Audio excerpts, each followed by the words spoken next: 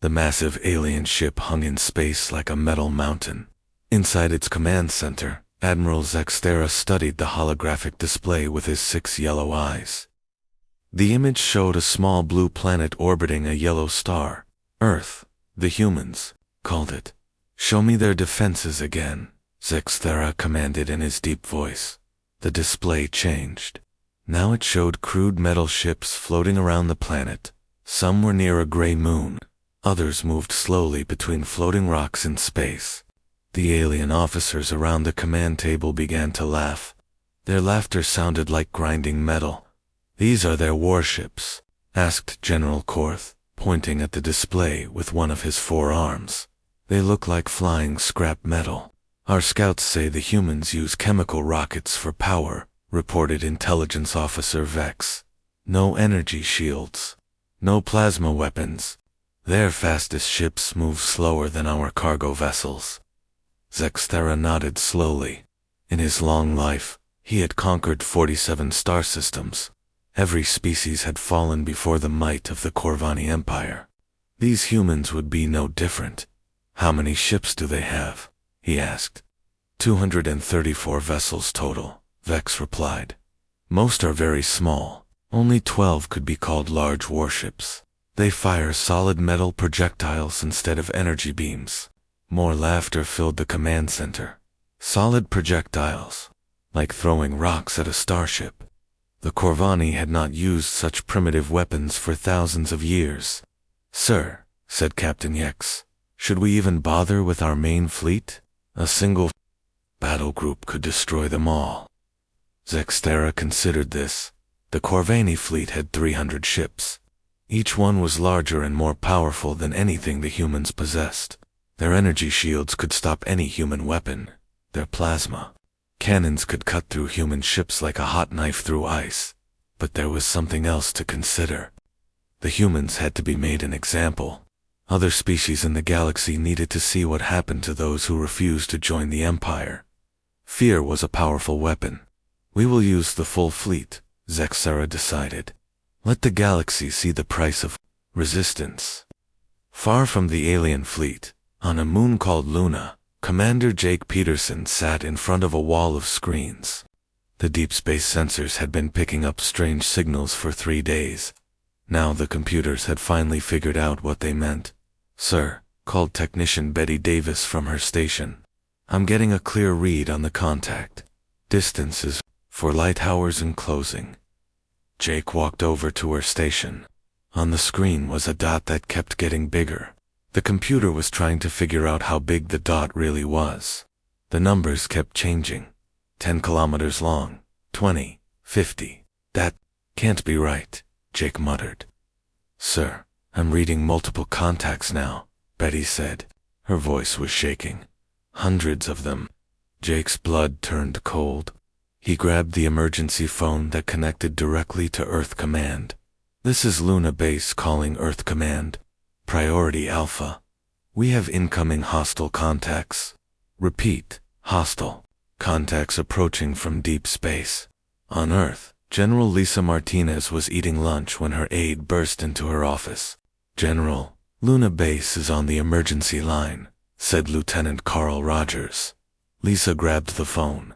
"This is Martinez' report." Jake's voice came through clearly. "General, we have a large alien fleet approaching Earth. I count over 300 vessels. The largest ships are. They're huge, ma'am, bigger than anything we've ever built." Lisa felt her stomach drop. For 50 years, humans had wondered if they were alone in the universe. Now they had their answer, and it was coming to kill them. "How long do we have?" she asked. "At their current speed, they'll reach Earth orbit in 18 hours. 18 hours. Lisa closed her eyes for a moment. The entire human space fleet had maybe 200 combat-ready ships. Most of them were small patrol boats or cargo vessels, with guns bolted on. Against hundreds of alien warships, they wouldn't last an hour. "Jake, keep tracking them. Send me everything you have. I need to wake up some people." Lisa hung up and turned to her aide.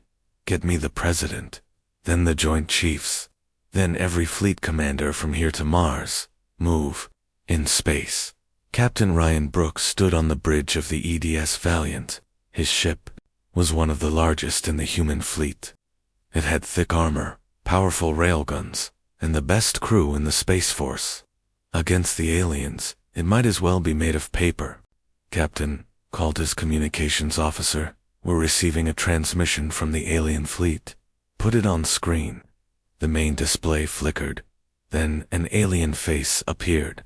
It had yellow eyes, gray skin, and teeth like broken glass. When it spoke, the computer translated its words into English. Humans of Earth, the alien said, I am Admiral Zextara of the Corvani Empire. Your world is now under our control. You will surrender immediately. Your primitive weapons cannot harm our ships. Your resistance will only bring you pain. The alien leaned forward. We have studied your defenses. We have seen your tiny ships and weak guns. You are no threat to the Empire. Surrender now, and some of you may live as our slaves. Resist, and we will turn your planet into ash. The transmission ended. Ryan's bridge crew looked at him with fear in their eyes. They all knew the alien was right. The human fleet was no match for the Corvani. But Ryan had not joined the Space Force to run from a fight. Neither had his crew. Neither had any human who wore the uniform. Helm, Ryan said quietly, set course for the alien fleet. All ships, prepare for battle. His communications officer stared at him. Sir, they outnumber us 3-1. Their ships are bigger than ours. Their weapons are more advanced. Ryan looked around his bridge. These people had families on Earth. Children who would grow up as slaves if the aliens won. Parents who would die if the planet burned. Maybe they're right, Ryan said. Maybe we can't win, but we're going to try anyway. Because that's what humans do.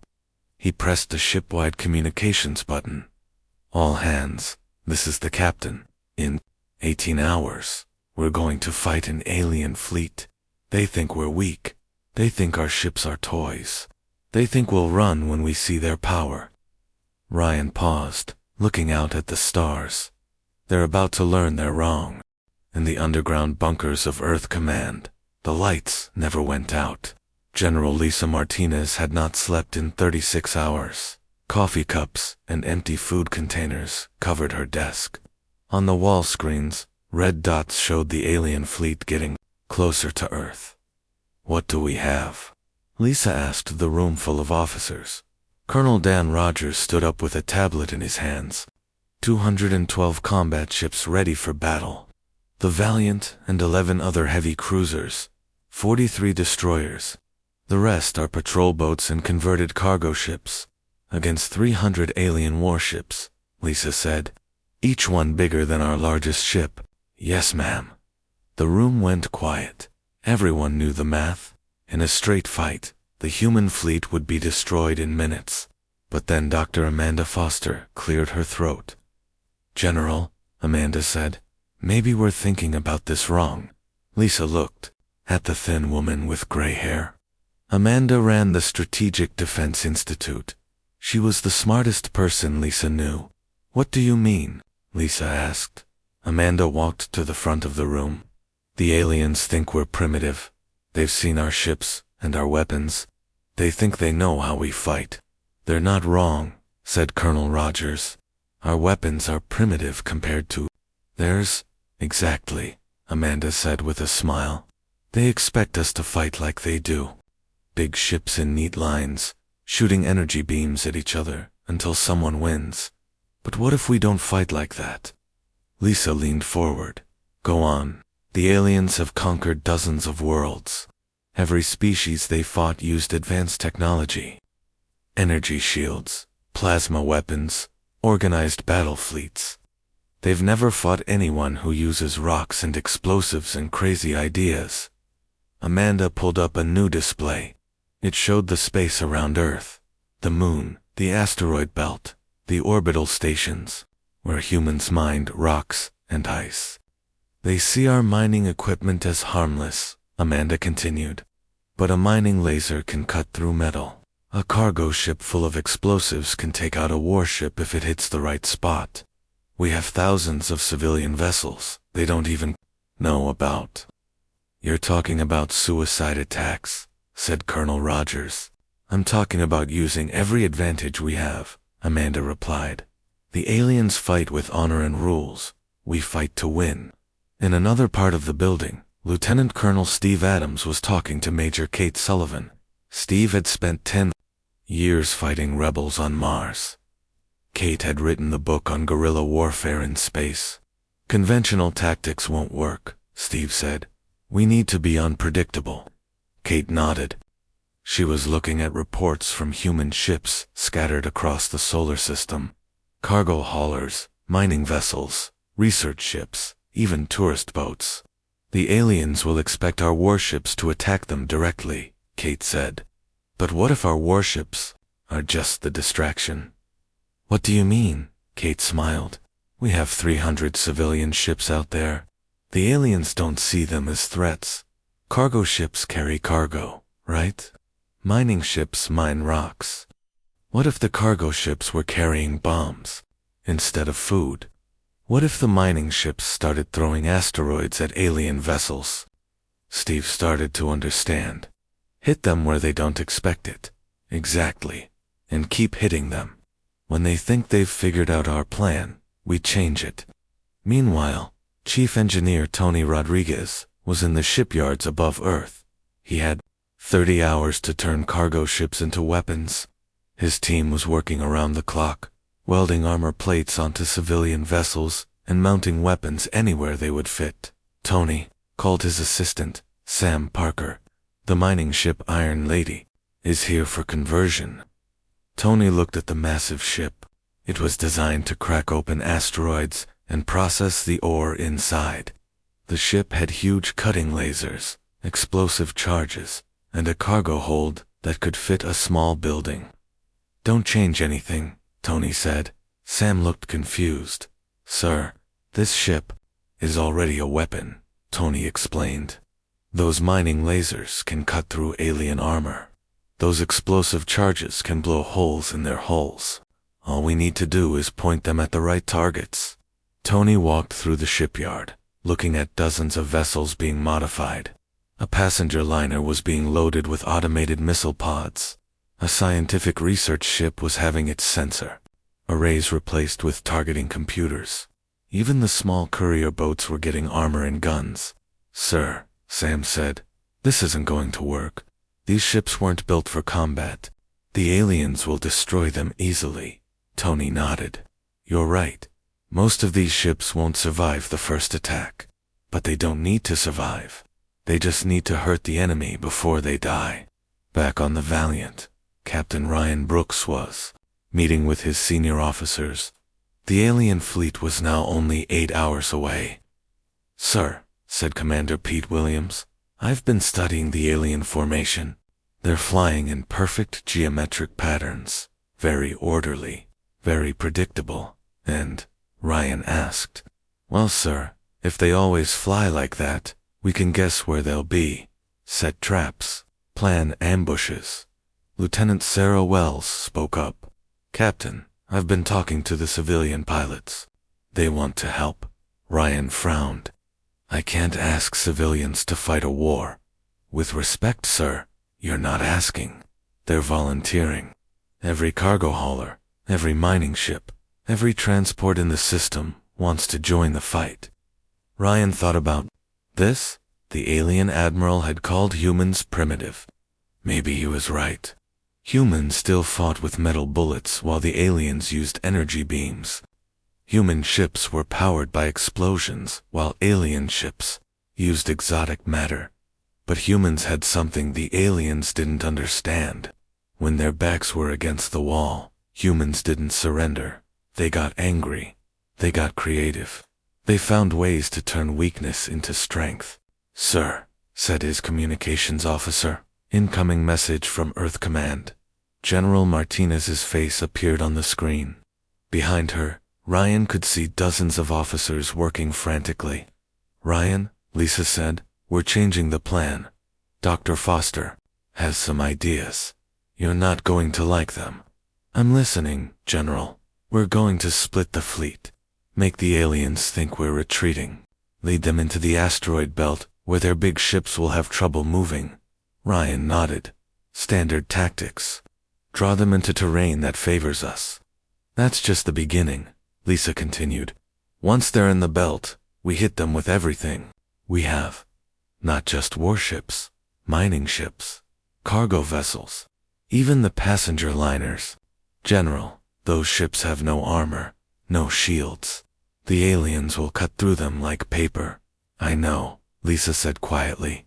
But sometimes you have to sacrifice pieces to win the game. Ryan understood. This wasn't going to be a clean military battle. It was going to be a desperate fight for survival. Every human ship, every human life, was now a weapon to be used against the aliens. One more thing, Lisa added. The aliens think they know how we fight. They think we're primitive. Let them keep thinking that. Right up until we show them what humans are really capable of. The transmission ended. Ryan looked around his bridge. His crew was scared, but they were ready. In 8 hours, they would face an enemy unlike anything humanity had ever encountered.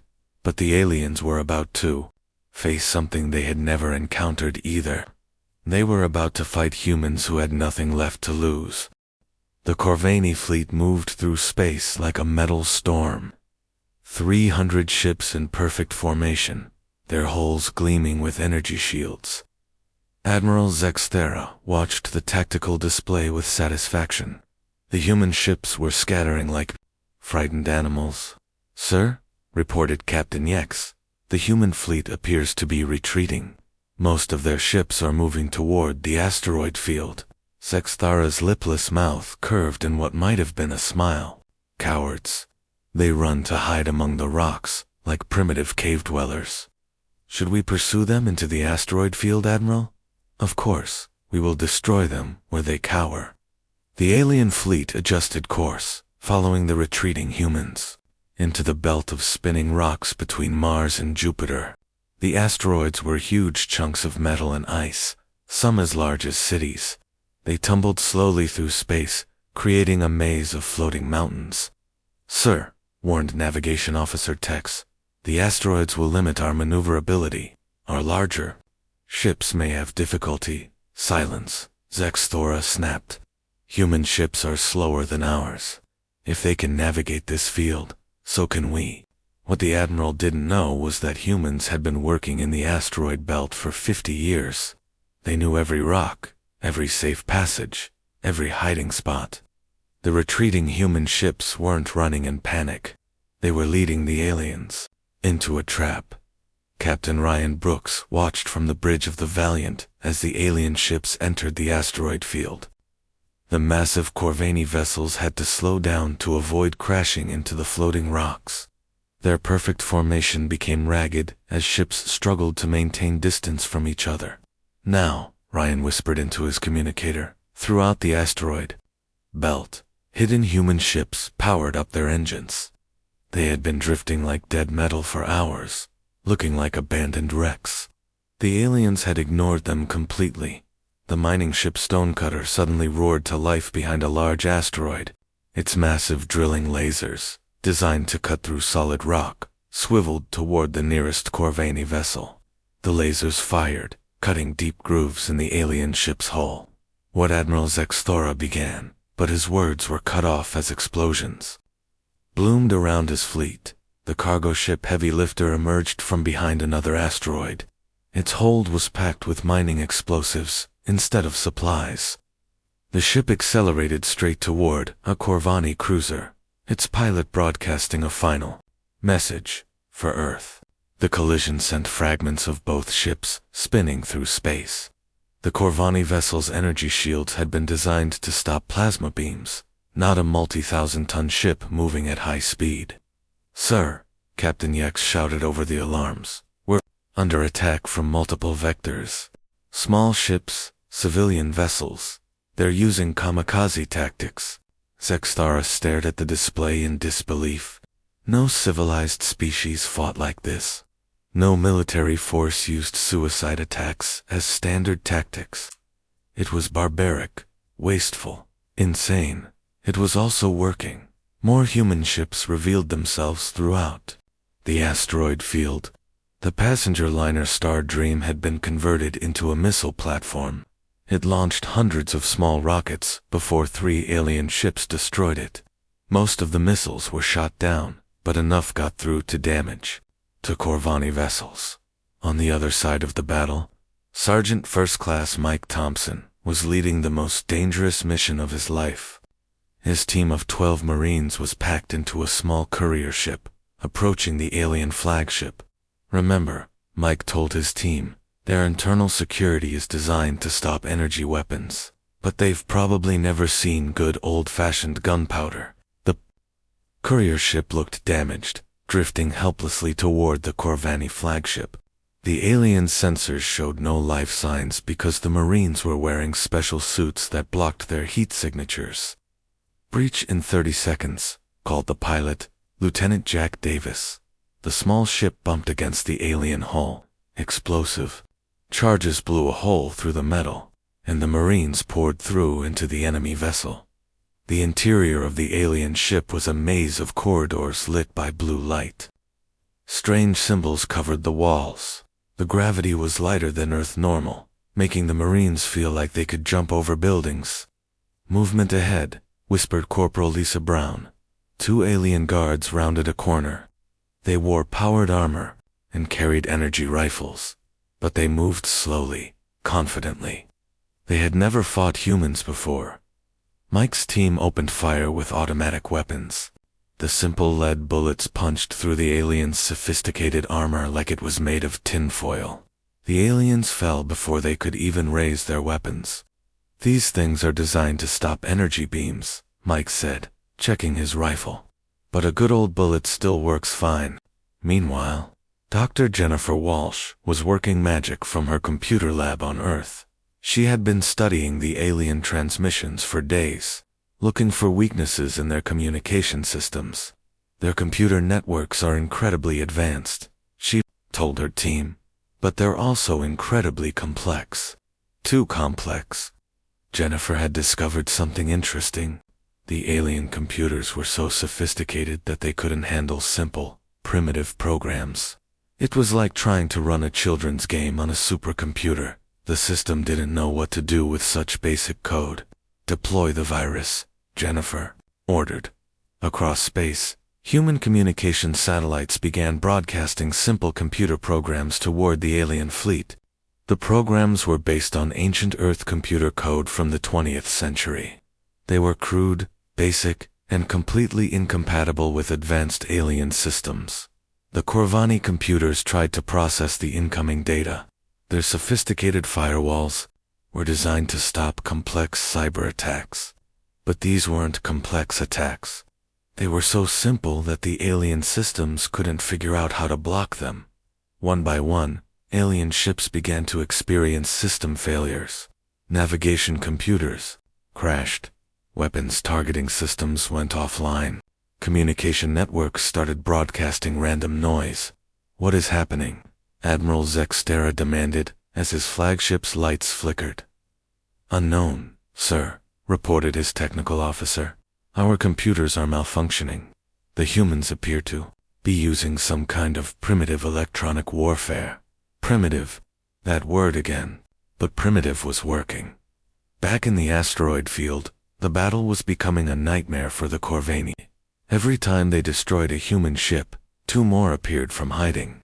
The humans fought with no regard for military doctrine or common sense. A small research vessel called Science Explorer had loaded its cargo bay with chunks of asteroid rock. Using its sample collection arm, it began hurling house-sized boulders at alien ships. The rocks moved slowly, but in the confusion of battle, some found their targets. The tourist ship Happy Wanderer had been evacuating civilians when the attack began.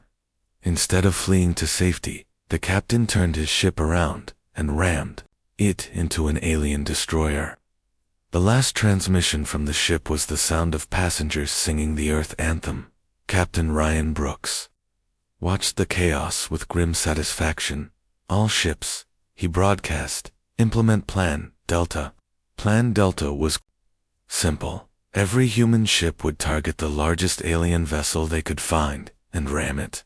No fancy maneuvers, no complicated tactics. Just point your ship at the enemy and hit the accelerator. The aliens had shields, armor, and weapons that could destroy human ships at long range, but they couldn't stop every suicide attack. The sheer number of human vessels, military and civilian combined, overwhelmed their defenses. "Sir," reported Captain Yex, "we've lost 37 ships. The humans have lost over 100, but they keep attacking. They fight like animals." Admiral Zextera watched another human ship explode against his formation. These creatures had no sense of self-preservation. They threw away their lives as if they meant nothing, but every human ship that died took alien vessels with it, and there seemed to be an endless supply of human ships willing to make the sacrifice. For the first time in his long military career, Admiral Zextara began to wonder if the Corvani Empire had made a terrible mistake. The battle had been raging for 6 hours. The asteroid belt was filled with the wreckage of both human and alien ships. Admiral Zextara's perfect formation was in ruins. His 300-ship fleet was down to 230 vessels, and they were scattered throughout the rocky maze. "Sir," Captain Yex reported, his voice shaking, "the humans are not following any known military doctrine. They attack from all directions at once. They use civilian ships as weapons. They sacrifice 10 vessels to destroy one of ours." Zextara studied the tactical display. Red dots showed destroyed Corvani ships. There were too many red dots. "How many human ships remain?" "Unknown, sir. Every time we think we've destroyed their fleet, more ships appear. They seem to have an endless supply of vessels." What the aliens didn't understand was that humanity had turned every floating piece of metal into a weapon. Cargo haulers, mining, ships, research vessels, passenger liners, even small private yachts were joining the fight. Ships that had never been designed for combat were ramming alien cruisers and dying in balls of fire. Commander Alex Carter was flying one of those ships. The Freight Runner was a simple cargo vessel, built to carry supplies between Earth and Mars. Now its cargo bay was packed with explosives, and Alex was steering it straight toward the largest alien ship he could find. "This is Freight Runner," Alex broadcast on all channels. "Tell my wife I love her. Tell my kids their daddy fought for them." The alien ship fired its plasma cannons. The beams cut through the Freight Runner's hull like a hot knife through butter. But Alex had rigged the ship's controls so it would keep flying even if he was killed. The cargo ship slammed into the alien vessel's side. The explosion lit up space like a new star. When the light faded, both ships were gone. Alex Carter was one of thousands of humans who died that day, but his sacrifice, like all the others, served a purpose. Every alien ship destroyed was one less weapon pointed at Earth. On the other side of the battle, pilot Sarah Wells was leading a swarm attack. She commanded 50 small mining drones, each one no bigger than a car. The drones had been designed to chip pieces off asteroids. Now, they were chipping pieces off alien warships. "Target the big one with the fancy decorations," Sarah ordered. The drones swarmed around a Corvani command ship like angry bees. Their small cutting lasers couldn't penetrate the ship's armor, but they didn't need to. Instead, they targeted the external sensors, communication arrays, and weapon turrets. The alien ship was like a giant being attacked by mosquitoes. Its powerful weapons couldn't track targets so small and fast. Within minutes, the vessel was blind and defenseless. "Now," Sarah whispered. The human destroyer New Hope emerged from behind an asteroid and fired all its railguns at once. The alien ship, unable to see the attack coming, took the full barrage in its engine section. The vessel began to spin helplessly through space. Inside the alien flagship, Admiral Zextera was beginning to panic. Nothing in his military training had prepared him for this kind of warfare. The humans fought without honor, without rules, without any regard for their own lives. "Sir," called his communications officer, "we're receiving a transmission from the human fleet." "Put it through," Zexthora ordered. Captain Ryan Brooks appeared on the screen. His uniform was torn, and blood ran down the side of his face.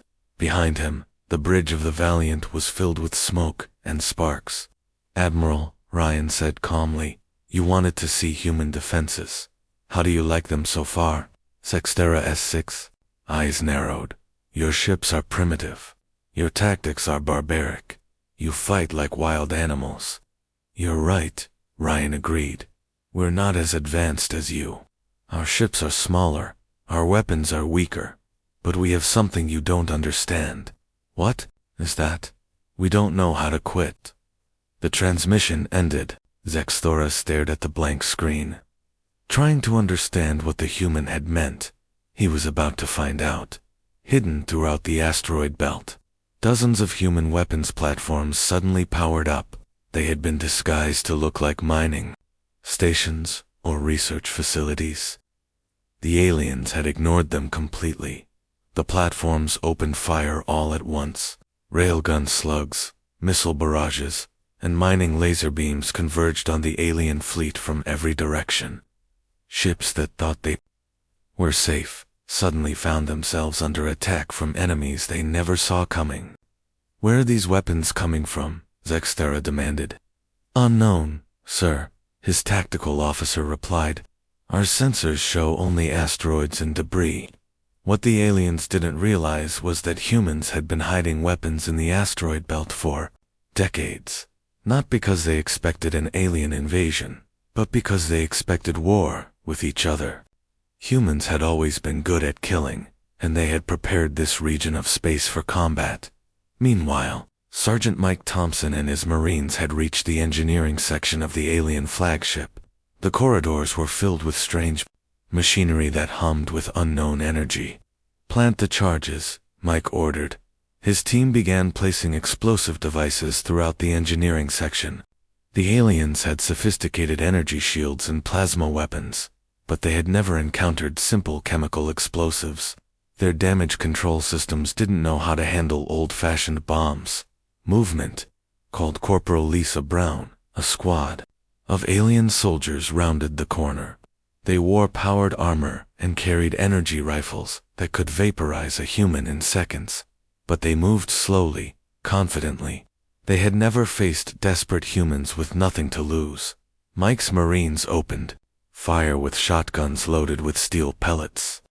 The primitive weapons shredded the aliens' sophisticated armor.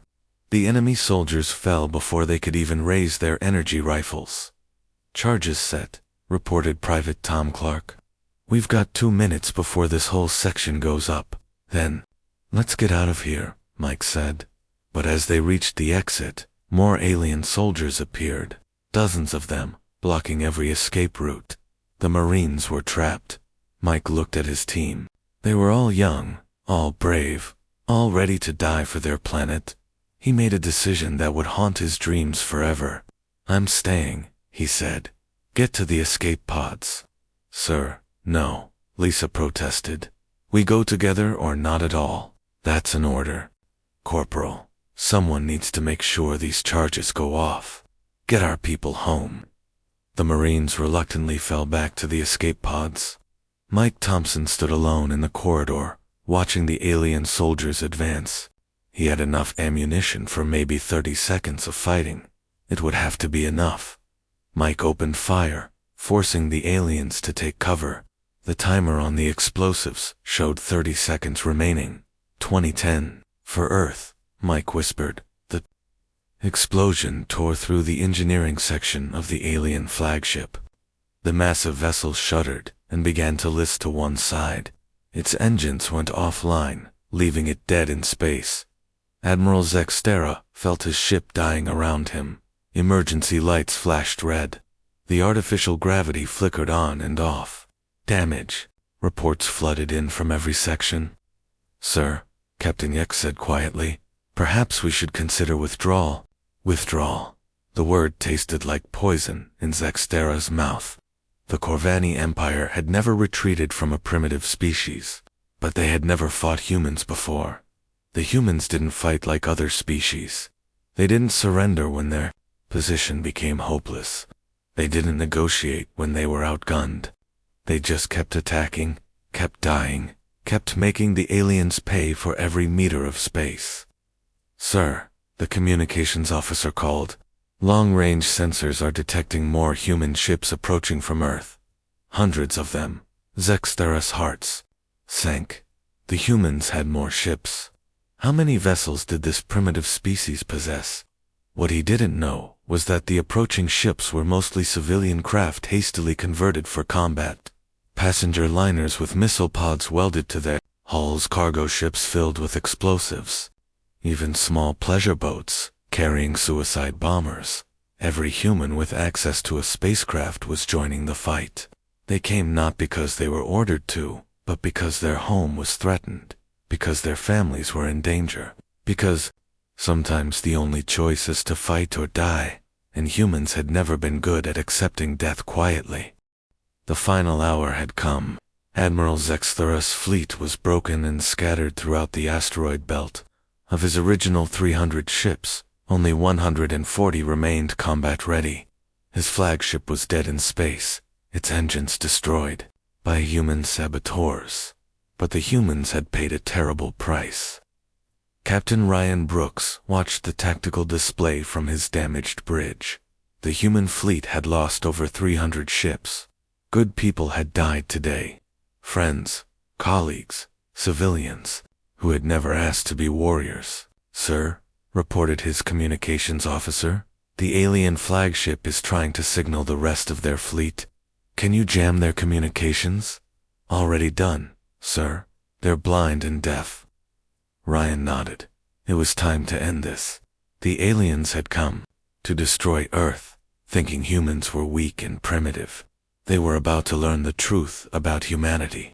"All ships," Ryan broadcast. "This is the Valiant. Execute Operation Hammer." Throughout the asteroid belt, the remaining human ships began to move. They had been scattered and hiding for hours, pretending to be defeated. Now they revealed their true positions. The aliens found themselves surrounded. On the crippled alien flagship, Admiral Zexthora realized with growing horror that the humans had been planning this moment from the beginning. The retreat into the asteroid belt had not been an act of cowardice. It had been a trap. "Sir," Captain Yex reported, "human ships are moving to surround our remaining vessels. They're coordinating their attack patterns." "How many ships do they have left?" "Unknown, sir.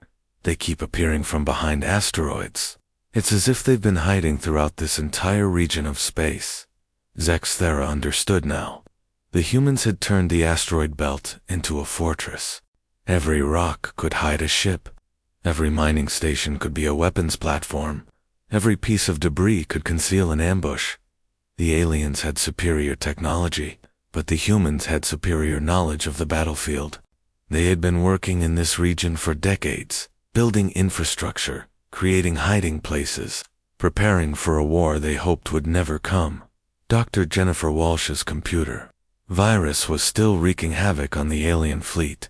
Corvani ships were firing on each other by mistake as their targeting systems malfunctioned. Navigation computers were sending vessels crashing into asteroids. Communication networks were broadcasting children's songs instead of military orders. "The virus is exceeding all projections," Jennifer reported to Earth Command. "Their systems are so complex, they can't purge simple code. It's like trying to remove a grain of sand from a precision watch with a sledgehammer." General Lisa Martinez watched the battle from her underground command center. The humans were winning, but the cost had been enormous. Every family on Earth had lost someone today. "Jennifer," Lisa said, "can you shut down their life support systems?" "I can try, General, but that would mean killing everyone aboard those ships, even the crew members who might surrender." Lisa thought about this. The aliens had come to destroy humanity. They had shown no mercy, no willingness to negotiate. But humans were not like aliens. Even in war, they tried to hold on to their humanity. Do Lisa ordered. But give them a chance to surrender first. Ryan Brooks opened a communication channel to the alien fleet. Corvani vessels, this is Captain Brooks of the Earth Defense Force. You are surrounded and outgunned. Surrender now, and you will be treated according to the laws of war. On the alien flagship, Admiral Zextera listened to the humans' offer. Surrender. The idea was impossible. The Corvani Empire had never surrendered to a primitive species. His military honor, his entire identity, was built on conquest and victory.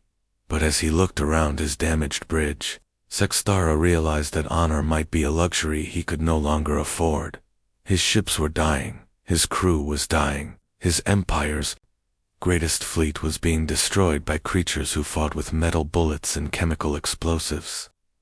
Sir, Captain Yex said quietly, perhaps we should accept their offer. Before Zextera could answer, alarms began blaring throughout the ship. The human computer virus had reached the life support systems. The air recyclers were shutting down. The artificial gravity was failing. All ships, Zextera broadcast. Retreat to minimum safe distance. Prepare for jump to hyperspace. But the humans weren't finished.